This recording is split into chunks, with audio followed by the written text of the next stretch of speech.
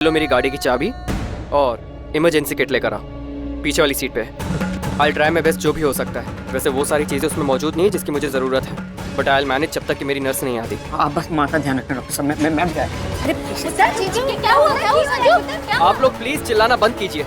आप लोग ऐसे चिल्लाएंगे तो इलाज कैसे करूंगा मैं? I need to concentrate. आप लोग यहाँ पे चुपचाप से खड़े रहिए या कहीं और जाके बातें कीजिए। सॉरी डॉक्टर साहब, ये सब हॉल में जाइए।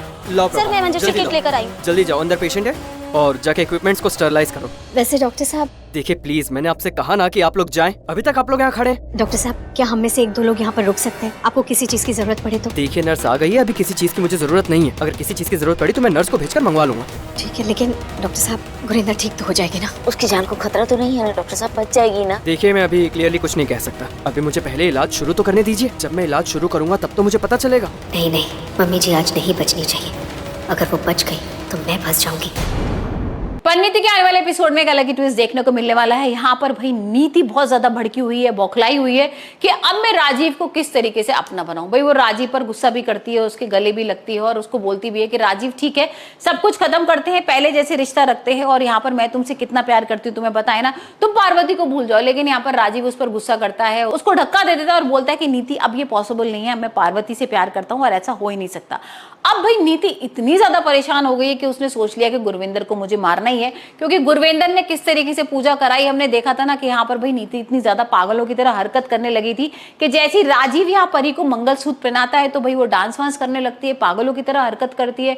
समझ में नहीं आ रहा उसको कि क्या हो रहा है, क्योंकि उसको ऐसा लग ही नहीं रहा था कि ये सारी चीजें भी हो पाएंगी। यहाँ पर उसने सोचा था कि भाई परी जो है वो चली जाएगी और मैं भाई दोबारा से राजीव के साथ रहना शुरू कर दूंगी।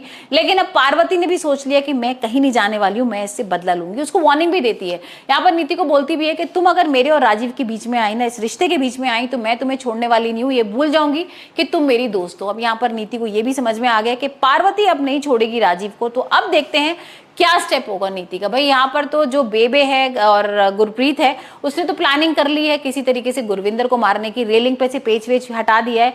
यहाँ पर हम देख भी रहे हैं कि गुरविंदर को नीति धक्का भी दे देगी, गुरविंदर गिर भी जाएगी, और अब देखते हैं क्या गुरविंदर की मौत हो जाएगी या वो बच जाएगी।